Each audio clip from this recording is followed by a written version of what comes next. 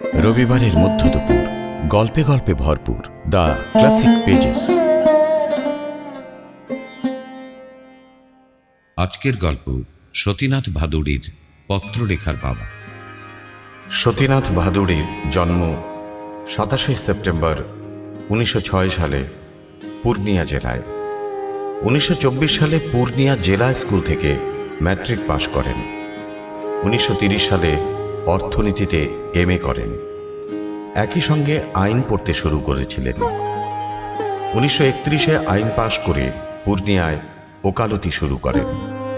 প্রায় 10 বছর পূর্ণিয়ায় ওকালতি করেন। আদালত ছেড়ে সাধারণ মানুষের মধ্যে চলে আসেন এবং রাজনৈতিক দলে যোগ দেন। পূর্ণিয়া জেলায় বিভিন্ন গঠনমূলক কাজে যোগ দেন। কংগ্রেস দলে যোগ দিয়ে স্বাধীনতা সংগ্রামে জড়িয়ে পড়েন তিনি। তাকে কারাগারে বন্দী করে রাখা হয়। 1940, 41 এবং 1942 থেকে 44 দুদফায় আটক থাকেন তিনি। বন্দী জীবনে তিনি তার অনন্য উপন্যাস জাগরি লেখেন। প্রত্যক্ষ অভিজ্ঞতা তার উপন্যাস রচনায় বিশেষভাবে সাহায্য করে। এছাড়াও অনেক ছোট গল্প রচনা করেছেন তিনি। বেশ কয়েকটি ভাষা জানতেন। পরিমিত লেখায় বিশ্বাসী ছিলেন। তার সমকালের লেখকদের মধ্যে তার লেখার পরিমাণ খুবই কম, তবুও তার জাগরি, ঢোঁড়াই চরিত মানুষ, দিগ্ভ্রান্ত, সংকট, আলোক দৃষ্টি, গণনায়ক, পত্রলেখার বাবা ইত্যাদি গ্রন্থ আজও বিশেষভাবে উল্লেখযোগ্য। বাঙালি পাঠক তাঁকে জাগরি এবং ঢোঁড়াইয়ের লেখক বলেই সম্মান করেন। বলা হয়, বাংলা ভাষায় ধ্রুপদী সাহিত্যিক হিসেবে তিনি চিহ্নিত হন। 1965 সালের 30শে মার্চ তাঁর জীবনাবসান ঘটে। শুরু হচ্ছে সতীনাথ ভাদুড়ির ভিন্ন স্বাদের গল্প পত্রলেখার বাবা।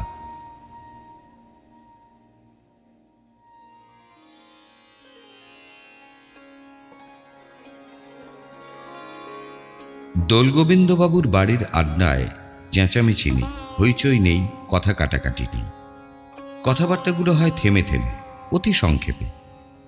একটু একজন বলে, বাকিটা সবাই বুঝে নেয়। সবটা বলতে হয় না।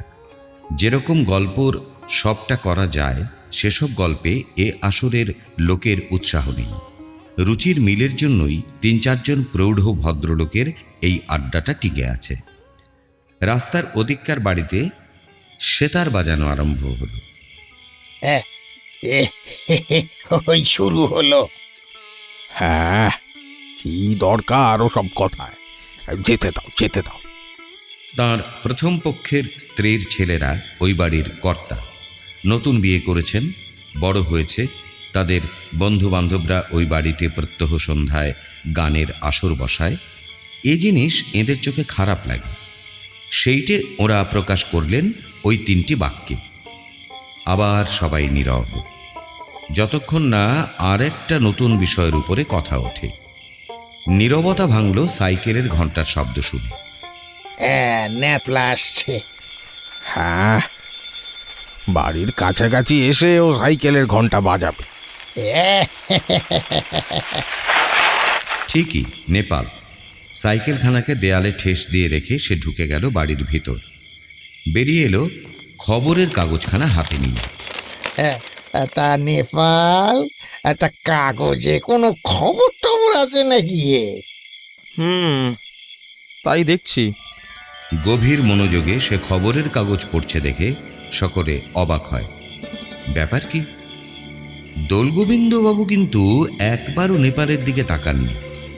আবার মিনিট 2 সকলে চুপচাপ। রাস্তার দিক থেকে টর্চের আলো পড়ল। কারা যেন আসছে। ও আবার কারা?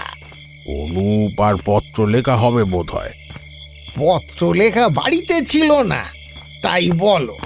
তাই আর চা পাওয়া যায়নি এখনো। তাই তো দেখছি। এত রাত করে গিয়েছিলটা কোথায়? নীলমণি বাবুর বাড়িতে আটকৌড়ে ছিল যে। তা ওর মেয়ের ছেলে হয়েছে সেটা জানো না? নীলমণিবাবুর বাড়ির চাকর পত্রলেখাদের পৌঁছে দিতে এসেছে। হাতের ধামিতে ৮ কৌড়ের মুড়ি মুড়কি আর জিলিপি। ৮ কৌড়ের খুব ঘটা দেখছি। অনুপ দেখালো তার হাফ প্যান্টের 2 পকেটেই মুড়ি কড়াই ভাজায় ভরা। হ্যাঁ হ্যাঁ, তোরই তো ছিল আসল নেমন্তন্ন। দিদি তো পেটুকের মতো তোরই পেছনে পেছনে গিয়েছে। সে আর বলতে হয় না, আমাকে ডাকতে এসেছে তবে গিয়েছি, নইলে আমার দায় পড়েছিল। জিজ্ঞাসা করুন বাবাকে। তোকে ডাকতে এসেছিল সেও তো ওই ভাইয়েরই খাতিরে, নইলে ৮ কৌড়ের কুলো পেটাবার জন্য মেয়েদের আবার ডাকে নাকি? সে আর বলতে হয় না, আমাকে ডাকতে এসেছে তবে গিয়েছি, নইলে আচ্ছা বেশ, আমি পেটুক হলো তো। এই রে, পত্র লেখা চটেছে। তোকে ছটালে কি আমাদের চলে? এই দেখ না, তুই আজকে ছিলি না, তাই আমরা এখনো পর্যন্ত চা পাইনি। এই নিয়ে এলাম বলে। এই সেদিন বিয়ে হলো না নীলমণি বাবুর মেয়ে? সে খবর আড্ডার অন্য বন্ধুদের জানা নেই, তাই তারা গলার স্বর একটু নামিয়ে কথা বলছেন। কিছুক্ষণ সকলে চুপচাপ। নেপাল গভীর মনোযোগের সঙ্গে খবরের কাগজ পড়ছে। শ্রাবণ মাসে? হ্যাঁ, আর আজকে হলো গিয়ে এ মাসের 23-এ। হ্যাঁ, যাকগে, যেতে দাও সব কথা। সকলেই দোলগোবিন্দবাবুর এ স্বভাবের কথা জানে। পরকুৎসা শোনবার আগ্রহ তাঁরই বোধহয় দলের মধ্যে সবচেয়ে বেশি। শ্বাসটুকু নিয়ে ছিবড়েটাকে যথাসময়ে বাদ দিয়ে দিতে তিনি জানেন।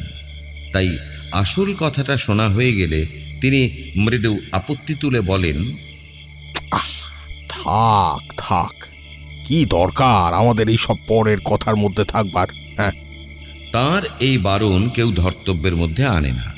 তবু এই কম কথার আড্ডাটা আপন নিয়মে কিছুক্ষণের জন্য নীরব হয়ে যায়। ভিতর থেকে পত্রলেখা সকলের জন্য ৮ কৌড়ের মুড়ি কড়াই ভাজা নিয়ে এলো। দেখুন কাকা, কে পেটুক, আমি না আপনারা? আরে আরে আরে আরে, তোকে কি আমি কখনো পেটুক বলতে পারি? হ্যাঁ, তাহলে তো আমাদের তো আর চাই দিবি না আজ। মা চা ঢালছে, এই এনে দিলাম বলে।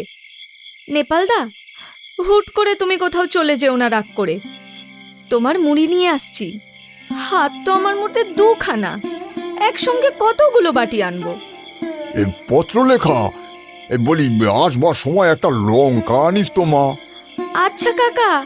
তার বন্ধুরা কেমন অনায়াসে মেয়েদের মা বলে সম্বোধন করেন দেখে দোলগোবিন্দবাবু অবাক হয়ে যান। তিনি তো চেষ্টা করেও পারেন না, বাঁধো বাঁধো ঠেকে, একটু বাড়াবাড়ি মনে হয়।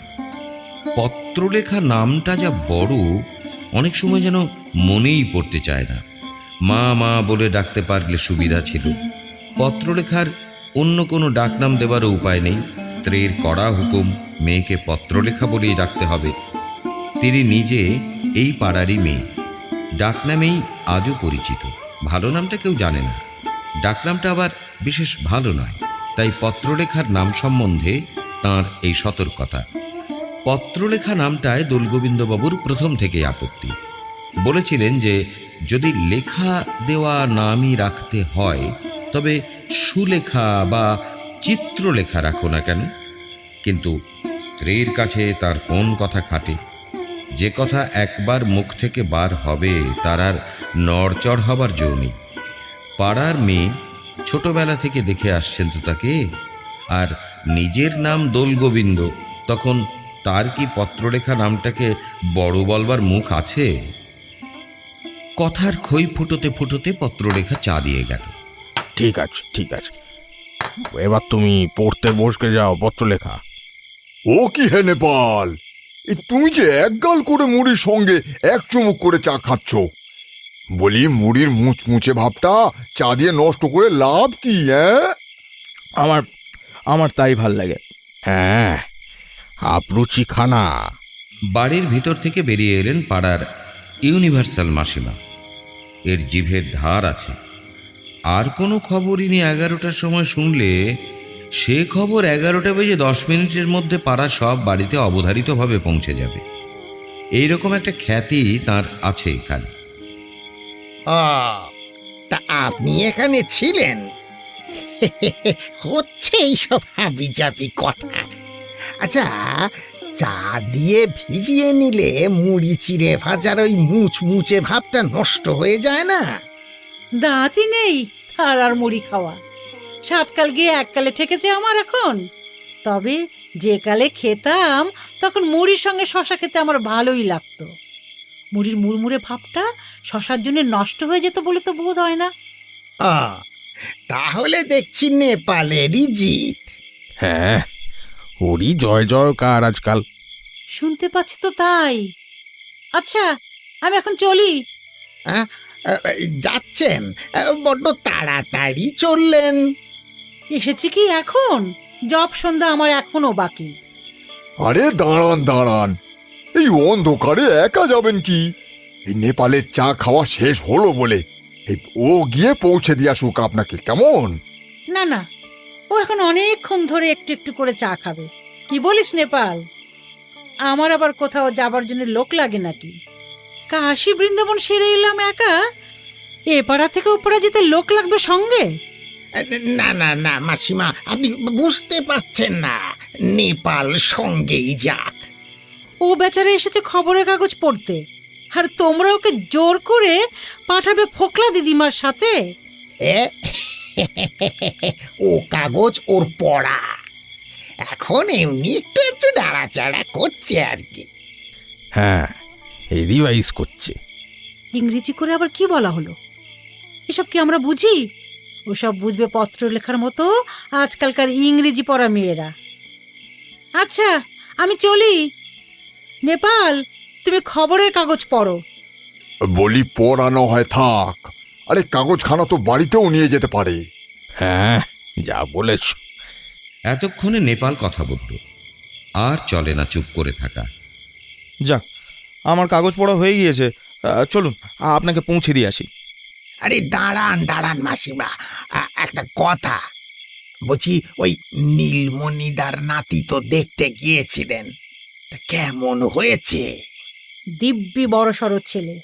প্রশ্ন ও উত্তর দুই চাপা গলায়, দুই অর্থপূর্ণ। এর চেয়ে সংক্ষেপে বলা যেত না। থাক থাক, যেতে দাও। দরকার কি ওসব পরের বাড়ির কথায়? নেপাল খবরের কাগজখানা সযত্নে ভাঁজ করছে। বাড়ির ভিতর থেকে দোলগোবিন্দবাবুর স্ত্রীর চিৎকার শোনা গেল। চেঁচিয়ে চেঁচিয়ে পড় পত্র লেখা, অঙ্ক টঙ্ক এখন নয়, ওসব চালাকি আমি ঢের বুঝি, বুঝলি? এই এতক্ষণে শক্ত পাল্লায় পড়েছে পত্র লেখা। হ্যাঁ, পত্রলেখা জোরে জোরে ইতিহাস পড়া আরম্ভ করেছে। বাপের নাম দোলগোবিন্দ, মায়ের নাম খেদি, মেয়ের নাম হলো কিনা পত্রলেখা। হেসে বাঁচি না। নেপাল, আর কেন? চল, এবার আমরা যাই। তোর দরকার থাকে তো আবার না ফিরে আসিস এখানে আমাকে পৌঁছে দিয়ে। হ্যাঁ, না না না না না না না, আমি আর আসবো না। ওই দিক দিয়েই বাড়ি চলে যাব। বেশ জোরের সঙ্গে বলা, বোঝা গেল যে এতক্ষণে নেপাল সত্যি সত্যি মত স্থির করে ফেলেছে। অতি তাচ্ছিল্যের সঙ্গে খবরের কাগজখানা দোলগোবিন্দবাবুর হাতে দিয়ে নেপাল বারান্দা থেকে নেমে এল। তিনিও নিস্পৃহভাবে বাঁ হাত বাড়িয়ে অকিঞ্চিৎকর জিনিসটা নিলেন। বুঝে গিয়েছেন তিনি কাগজখানা বাড়ির ভিতরে না রেখে নেপাল তাঁর হাতে দিল কেন। বুদ্ধিমান ছেলে নেপাল। কারও মুখে একটাও কথা নেই। মাসিমার গলার স্বর ক্রমে ক্ষীণ হয়ে তারপর আর শোনা গেল না। নির্বাক আড্ডায় একজন পা দোলাচ্ছেন, একজন আঙুলের কর গুনছেন, একজন আঙুল মটকাচ্ছেন। এসবই প্রত্যাশিত আচরণ। হিসাব করবার সময় গুণে হিসাব করে একটা সঠিক তারিখ বার করবার গুরুদায়িত্ব এখন এদের মাথায়। নীলমণিবাবুর মেয়ের বিয়ের তারিখটা নিয়ে মাথা না ঘামিয়ে আর এখন এদের উপায় নেই। চুপ করে আছেন বলে যে এরা সময় নষ্ট করছেন তা কিন্তু নয়। হ্যাঁ, সেটা ছিল 19শে আগস্ট, ঠিক মনে পড়েছে। তারিখের হিসাব মদনবাবুর সবসময় নির্ভুল, সেই জন্য কেউ তার কথার প্রতিবাদ করল না। যেতে দাও সব কথা। হ্যাঁ, এর চেয়ে বেশি কথা খরচ করতে কেউ রাজি না। বহুক্ষণ ধরে অন্ধকারের দিকে তাকিয়ে রয়েছেন সকলে। দোলগোবিন্দবাবু নেপালের দেওয়া খবরের কাগজখানা হাত থেকে নামাননি তখন থেকে। রোলারের মতো গোল করে পাকিয়ে নিয়েছেন কাগজখানাকে। মনের কথা সঙ্গে সঙ্গে মুখে না প্রকাশ পেয়ে যায়, এ সংযম এদের প্রত্যেকেরই আছে। নীলমণিবাবুর মেয়ের বিয়ের সঠিক তারিখটা খুঁজে বার করবার মধ্যে অঙ্কর উত্তর মিলবার তৃপ্তি নেই। ওটা শুধু কৌতূহল জাগ্রত করবার প্রথম ধাপ। তার পরের প্রশ্ন ও উত্তরটা যে আসল, সেইটা আসছে, এইবার আসছে। হ্যাঁ, আসছে। এই নিস্তব্ধতার মধ্যে একটি অতি সংক্ষিপ্ত সার কথা খোঁজবার পালা এখন চলছে। কার মুখ থেকে সেই কথার নির্যাসটা বার হবে প্রথম, তার এখনো ঠিক নেই। দোলগোবিন্দবাবু পা নাচাচ্ছেন। তিনি যখনই খুব বিচলিত হয়ে পড়েন তখন এমনি করেই পা নাচান। এই রকম অবস্থায় তিনি অনেক সময় ভুলে পরনিন্দা করে ফেলেন। তবে কি ছোট্ট টিপ্পনিটা তাঁর মুখ থেকেই বার হবে? তাঁর অবিরাম পা নাচানো লক্ষ্য করে বন্ধুরা সেই প্রত্যাশাই করছেন। কিন্তু ব্যাপারটা ঘটল একেবারে অন্যরকম। দোলগোবিন্দবাবু জিজ্ঞাসা করলেন, কটা বাজলো? অতি পরিচিত ভঙ্গিতে অবাক হয়ে ওর মুখ চাওয়াচাওয়ি করে। ব্যাপার কি? সবে আজকের আড্ডাটা জমে আসছিল। বন্ধুরা জানে যে ওই প্রশ্ন দোলগোবিন্দবাবুর নোটিশ আড্ডা ভাঙবার। রাত 8:30 পর্যন্তই এ আড্ডার মেয়াদ। দোলগোবিন্দবাবুর স্ত্রীর হুকুম। স্ত্রীর কথা না শুনে চলবার সাহস তাঁর নেই। শাসন বড় কড়া। পত্রলেখার পড়াশোনায় একটু মন কম। তার লেখাপড়ার একটু দেখাশোনা না করলে গিন্নি আবার রাগারাগি করেন। অঙ্ক না হয় তোমার মাথায় ঢোকে না, অন্য বিষয়গুলো তো পড়াতে পারো। আর কিছু না হোক বানান টানানগুলোও তো একটু দেখিয়ে দিতে পারো। নাও যদি পড়াও, কাছাকাছি একটু বসে থাকলেও তো মেয়েটা নভেল নাটক না পড়ে পড়ার বইটই নাড়াচাড়া করে। মেয়েকে ঢুলতে দেখলে চোখের জলের ঝাপটাও তো দিয়ে আসতে বলতে পারো। আমি থাকি সেই রান্নাঘরে। এইসব মুখ ঝামটার ভয়ে 8:30টার সময় আড্ডা ভাঙতে হয় প্রতিদিন। খাওয়া রাত 10টায়। তার আগে কিছুতেই না, মরে গেলেও না। এই হচ্ছে পত্রলেখার মায়ের ব্যবস্থা। এই সব ব্যবস্থার কথা দোলগোবিন্দবাবুর বন্ধুদের সকলেরই জানা। কিন্তু কথা হচ্ছে যে আজকে যেন 8:30টা বড় তাড়াতাড়ি বেজে গেল। অবশ্য তাঁদের কারো কাছে ঘড়ি নেই, তবে একটা আন্দাজ আছে তো সব জিনিসেরই। দোলগোবিন্দবাবু যেন একটু উসখুস করছেন। এই জিনিস বন্ধুদের নজর এড়ায় না। কেন? মেয়ের পরীক্ষার সময় এখন তো নয়। কোনো কথা না বলে বন্ধুরা উঠলেন। যাবার আগে দোলগোবিন্দবাবুর মুখ চোখ আর একবার ভালো করে খুঁটিয়ে দেখে গেলেন। হ্যাঁ, শুধু এই কথাটা জুতো পরবার সময় একজনের মুখ থেকে অজান্তে বার হয়ে গেল। এতক্ষণে দোলগোবিন্দবাবু নিশ্চিন্ত হয়ে হাতের খবরের কাগজখানা খুলবার সময় পেলেন। ঠিকই আন্দাজ করেছিলেন ছেলেটার বুদ্ধি আছে, পারবে। এ ছেলে পারবে। কোনো কাজের দায়িত্ব দিয়ে বিশ্বাস করা যায় এসব ছেলেকে। এদের হাতে রাখতে পারলে লাভ আছে। খবরের কাগজের ভাঁজের ভিতর টাইপ করা চিঠি আর একখানা খাম। খামের ঠিকানাটাও টাইপ করে লেখা। এত তাড়াতাড়ির মধ্যেও ছেলেটার মাথায় বুদ্ধি খেলেছে খুব। টাইপ করবার জন্য কাল রাত্রিতে নিজের লেখা খসড়াটা দিয়েছিলেন নেপালের কাছে। নেপাল ফৌজদারি আদালতে কপিস্টের পদে বহাল হয়েছে নতুন। তার কাছে সব কথা খুলে বলেছিলেন। প্রথমে বুঝতে পারেননি নেপাল ব্যাপারটা। 10-এর উপকার, অপ্রিয় কর্তব্য ইত্যাদি কথাগুলো দোলগোবিন্দবাবুর মতো অল্প কথার মানুষের মুখে শুনে প্রথমটায় ভ্যাবাচাকা লেগে গিয়েছিল তার উপর আবার ফিসফিস করে বলা। পরমুহূর্তে জলের মতো পরিষ্কার হয়ে গেল আগা গোড়া জিনিসটা। গলা নামিয়ে সে বলে, এ আর একটা শক্ত কাজ কি কাকাবাবু, কিছু ভাববেন না, মেশিন বাড়িতেও নিয়ে আসতে পারি যদি যদি দরকার পড়ে। তো যখন যা দরকার লাগবে বলবেন কাকাবাবু। না না না, আমার এই নিজের আবার দরকার কি?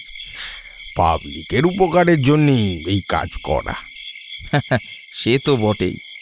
হ্যাঁ, উঠে এই হয়েছিল কালকের কথা। নেপাল পত্রলেখার বাবার আস্থাভাজন হতে পারবার সুযোগ পেয়ে কৃতার্থ হয়ে গিয়েছিল।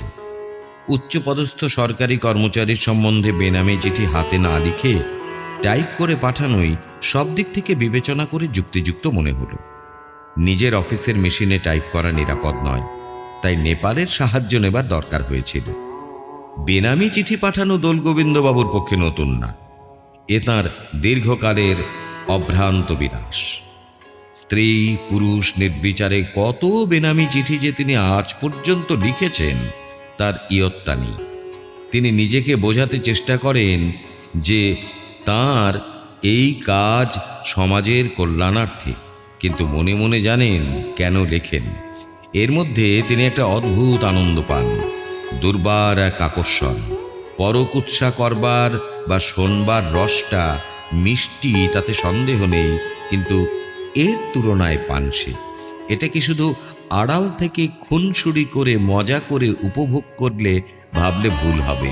এ হচ্ছে ক্ষমতা সচেতন মেঘনাদের মেঘের আড়াল থেকে নিজের অস্ত্রের পরীক্ষা নিরীক্ষা। শিকারের উপর বেনামি চিঠির প্রতিক্রিয়ার কথাটা কল্পনা করি সবচেয়ে বেশি আনন্দ। সেটা নিজের চোখে দেখতে পেলে তো কথাই নেই। এই ঘন রসের নেশা তার একদিনে গড়ে ওঠেনি, ধাপে ধাপে এগিয়েছেন তিনি। প্রথম বয়সে স্কুলের পায়খানার দেওয়ালে লিখতেন, তারপর আরম্ভ করেছিলেন রাত দুপুরে শহরের দেওয়ালে আর ল্যাম্পপোস্টে কুৎসা ভরা প্ল্যাকার্ড আঁটা। কিন্তু ওসবের স্বাদ কিছুদিনের মধ্যে ফিকে মনে হয়েছিল। ওর রস প্রচারে চটকদার কুৎসার কথাটা 10 জনে মিলে উপভোগ করে, কিন্তু বেনামি চিঠি দেবার আনন্দের জাত আলাদা। একা উপভোগ করবার অধিকারের আমেজ অনেক বেশি গভীর, তাই তিনি ক্রমে ওসব ছেড়ে এই পথ ধরেন। এ পথে বিপদ আপদও অপেক্ষাকৃত কম। এই নিরাপত্তার দিকে চিরকাল তাঁর দৃষ্টি সজাগ। তাঁর বেনামি চিঠি দেবার কোনো কথা বন্ধুরাও জানেন না। কারো সঙ্গে তিনি কখনো আলোচনা করেননি এসব কথা, কাউকে বিশ্বাস পাননি। ওসব বিষয়ে কখনো কোনো কথা উঠলে তিনি চিরকাল একটা নির্লিপ্ত উদাসীনতার ভাব দেখাতে অভ্যস্ত। জানেন এক শুধু তাঁর স্ত্রী, তাও সবটা নয়, কিছু কিছু। যত লুকিয়েই নেশা করো না কেন, স্ত্রীর কাছে কোনো না কোনো সময় সেটা ধরা পড়তে বাধ্য। চাবি দেওয়া দেরাজের মধ্যে চিঠি লিখবার সরঞ্জাম আর ডাক টিকিটের প্রাচুর্য দেখেই তাঁর স্ত্রীর মতো বুদ্ধিমতী মহিলা হয়তো অন্য একটা মন গড়া মানে করে নিতেন। তাই তিনি তাঁর সমাজসেবার নিজস্ব ধারার কথাটা স্ত্রীকে জানিয়ে দলে টানতে চেষ্টা করেছিলেন। সে অনেক দিনের কথা হলো। বেনামি চিঠিও আবার নানা রকমের আছে তো। দরকার পড়েছিল সেদিন একখানা মেয়ে মানুষের হাতে লেখা বেনামি চিঠির। উদ্দেশ্য ব্যক্ত করে স্ত্রীকে বলতেই দেখা গেল যে এ বিষয়ে তাঁর উৎসাহ ও তৎপরতা প্রচুর। একবার জিজ্ঞাসাও করেননি এ কাজে কোনো বিপদ আছে কিনা। সম্মতি জ্ঞাপক মৃদু আপত্তি জানিয়ে পরার্থে গভীর অভিনিবেশের সঙ্গে স্বামীর দেওয়া ডিকটেশন লিখেছিলেন। লেখা শেষ হলে রসিকতা করে বলেছিলেন, পাড়ার মধ্যে হয়েছিল বিয়ে আমাদের, বরের চিঠিও কোনোদিন পাইনি, বরকে চিঠি লিখবার সুযোগও কোনোদিন হয়নি। চিঠি লেখার পার্টি আমার নেই, যাক ফাঁকি দিয়ে সুযোগ পেয়ে গেলাম জীবনে প্রেমপত্র লিখবার। আর গুণের মধ্যে বেনামি চিঠির কথা পাড়ার অন্য কারো কাছে বলে না ফেলবার মতো বুদ্ধি আছে তাঁর স্ত্রীর। এখন কথা হচ্ছে যে নেপালটারও সেই সুবুদ্ধি আছে কিনা, নেপালকে বিশ্বাস করে তিনি ভুল করলেন কিনা, সেই কথাটাই কালকে থেকে তাকে পীড়া দিচ্ছে। তবে আজকে খানিক আগেই নিজের আচরণে নেপাল যা দেখিয়েছে তাতে মনে হয় তাকে বিশ্বাস করতে পারা যায়। যাক, সেসব যা হবার তা তো হয়েইছে। এখন তার হাতে অনেক কাজ। উচ্চপদস্থ সরকারি কর্মচারী সংক্রান্ত টাইপ করা চিঠিখানা দেখে শুনে এখনই ঠিকঠাক করে রাখতে হবে, নইলে ভোরে উঠে মাইল চারেক দূরের ডাকবাক্সে চিঠিখানা ফেলে আসতে পারবেন কি করে? এ পাড়ার পোস্ট অফিসের আবার নতুন একটা কাজ হাতে এসে পড়ল হঠাৎ। আজকের সান্ধ্য আড্ডার গল্প থেকে নীলমণিবাবুর মেয়ের কেসটা এইরকমই হয়। কোন দিক থেকে যে কখন কাজের বোঝা মাথায় এসে পড়ে তার কি ঠিক আছে? যখন আসে তখন যেন অনেকগুলো একসঙ্গে হুড়মুড় করে এসে পড়ে। তিনি চিরদিন দেখে এসেছেন। এখন নীলমণিবাবুর নামে একখানা বেনামি চিঠি ছাড়তেই হয়। নতুন জামাইয়ের কাছে এখন নয়, সেসব হবে পরে দরকার বুঝলে, একটা সতর্ক বাণীর মধ্যে দিয়ে। এখন শুধু নীলমণিবাবুকে দিতে হবে একটা অস্পষ্ট ইঙ্গিত। প্রথম চিঠিতে তার চেয়ে বেশি কিছু দেবার প্রয়োজন হবে না। একসঙ্গে বেশি না, নিংড়ে নিংড়ে একটু একটু করে এসব আনন্দের রস নিতে হয়। কোণঠাসা প্রাণীটা এখন সম্পূর্ণ তার আয়ত্তের মধ্যে। আঘাত খাওয়ার পর আহত শিকারটার চোখের মণিটাকে তার বড় দেখতে ইচ্ছা করে। ভয়ার্ত বুকের অসহায় স্পন্দন আঙুলের ডগায় নিতে ইচ্ছে করে। জামাইয়ের চিঠিখানাও এখনই দিয়ে দিলে কেমন হয়, কিন্তু ঠিকানা যে জানা নেই। মদনবাবুর এসব মুখস্থ, কথায় কথায় জেনে নিলেই হতো। আজ বড় ভুল হয়ে গিয়েছে। দোলগোবিন্দবাবু উঠলেন ঘরের ভিতর যাবার জন্য। পত্ররেখা ছুটে আসছিল এই দিকেই, হাতে বই। নেপালদা, নেপালদা, এ কি? নেপালদা চলে গিয়েছে? হ্যাঁ, সে তো মাসিমার সঙ্গে গেল। কেন রে? লাইব্রেরির বই আজ ফেরত দেব বলেছিল। নেপালি নিয়মিত লাইব্রেরি থেকে বই এনে দেয় এ বাড়িতে। যাক, কালকে ফেরত দিলেই হবে। তা বইখানা দে তো দেখি একবার। এ বই তোমার পড়া, বঙ্কিমচন্দ্রের গ্রন্থাবলী। না, সেই জন্যে চাইছি না। বইখানা বেশ লম্বা সাইজের আছে, 2-4খানা অফিসের চিঠি লিখতে হবে। ওই বইখানার উপর কাগজখানা রেখে লেখবার বেশ সুবিধে, বুঝলি? দাঁড়াও, আমি বড় প্যাডখানা এনে দিচ্ছি। না না না, এটাই হবে। তুই শিগগির পড়তে বসকে যা, নইলে তোর মা এখনই আবার বকাবকি আরম্ভ করবে। চেঁচিয়ে চেঁচিয়ে পড়বি, বুঝলি? আর তোর কলমটা দিয়ে যাস তো। এসব কাজে নিজের কলম ব্যবহার না করে অপরের কলম ব্যবহার করাই ভালো। পত্ররেখা কলমটা দিয়ে যাওয়ার সময় একখানা লম্বা গোছের খাতাও আনে। লাইব্রেরির বই ছিঁড়ে ছুঁড়ে যাবে, তার চেয়ে এই খাতার উপর কাগজ রেখে লেখাপড়া করো। লাইব্রেরির বই ছিঁড়বে কেন?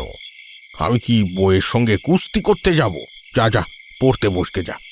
তুই দেখছি আমাকেও আজ বকুনি না খাইয়ে ছাড়বি না। মেয়ে যেন একটু ক্ষুণ্ণ হয়ে চলে গেল। কথাগুলো বোধহয় একটু কড়া হয়ে গিয়েছে।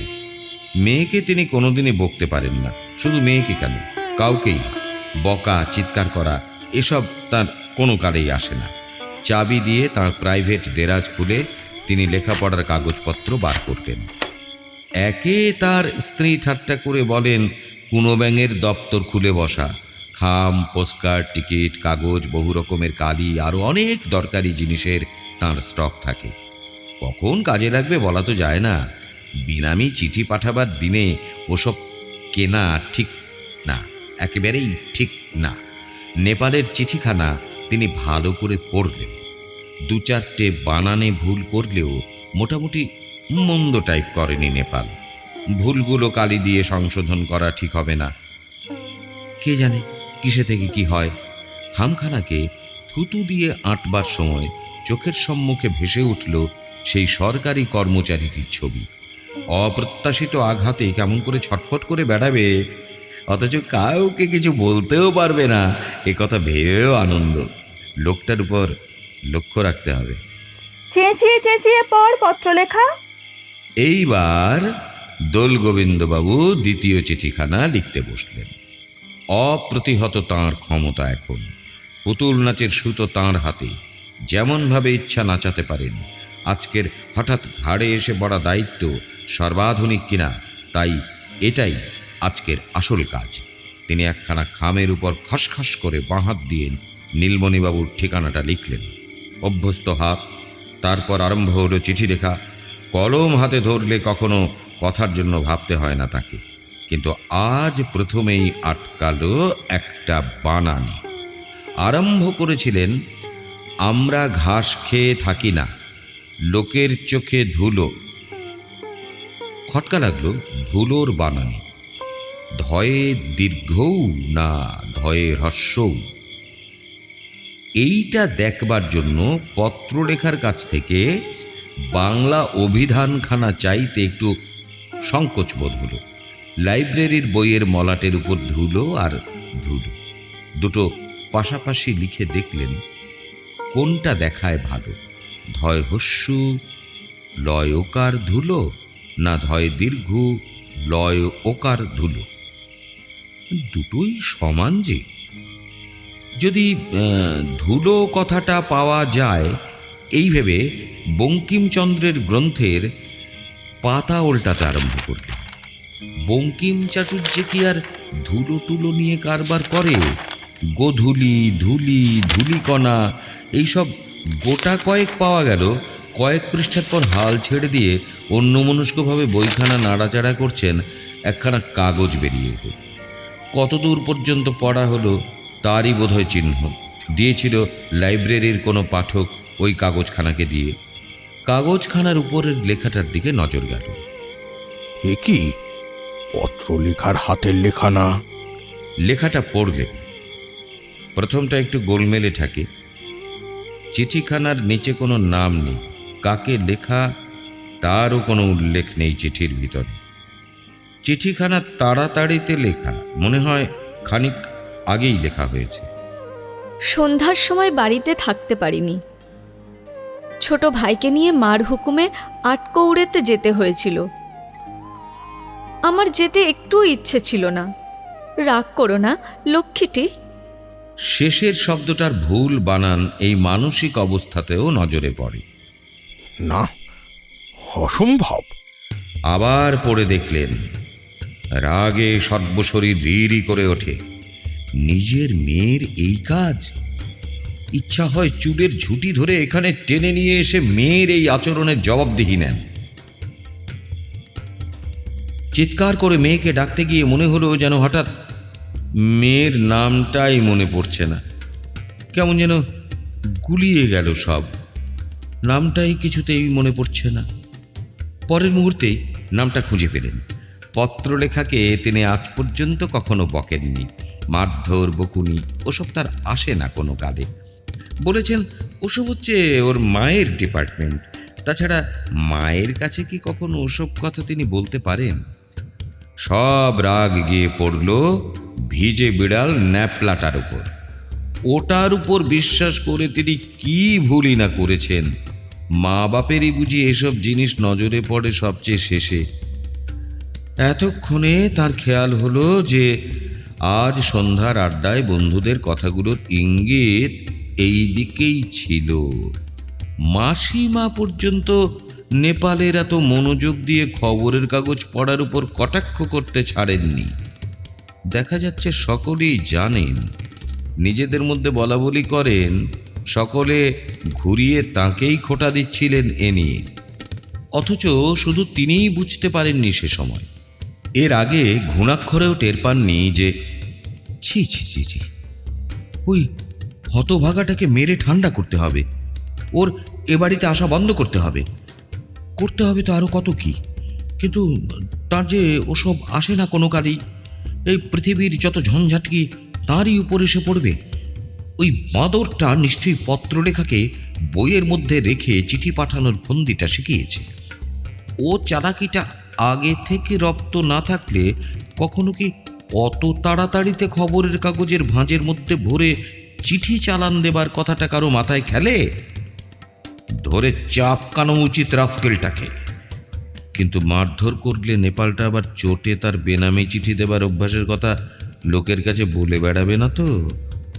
তার নিজের হাতের লেখা চিঠির খসড়াটাও যে সেই হতভাগাটার কাছেই থেকে গিয়েছে। ভয় ভয় করে যে কি করা উচিত এখন। অনেকক্ষণ ধরে তিনি চিন্তা করে দেখলেন বিষয়টাকে নানা দিক থেকে। যত ভাবেন তত মাথা গরম হয়ে ওঠে। কোনো কুল কিনারা পাওয়া যায় না। শেষ পর্যন্ত পত্রলেখার বাবা তার দেরাজের থেকে একটা পুরনো পেন হোল্ডার বার করলেন। কলমটার নিব নেই। কলমের উল্টো দিকটা কালির মধ্যে ডুবিয়ে ডুবিয়ে বাঁ হাত দিয়ে তিনি লিখছেন নতুন একখানা চিঠি, বেনামি চিঠি পত্রলেখার মায়ের কাছে। জীবনে স্ত্রীর কাছে তার এই প্রথম চিঠি লেখা। শুনলেন সতীনাথ ভাদুড়ির লেখা গল্প পত্রলেখার বাবা। গল্পটি ভালো লাগলে লাইক, সাবস্ক্রাইব ও শেয়ার করতে ভুলবেন না।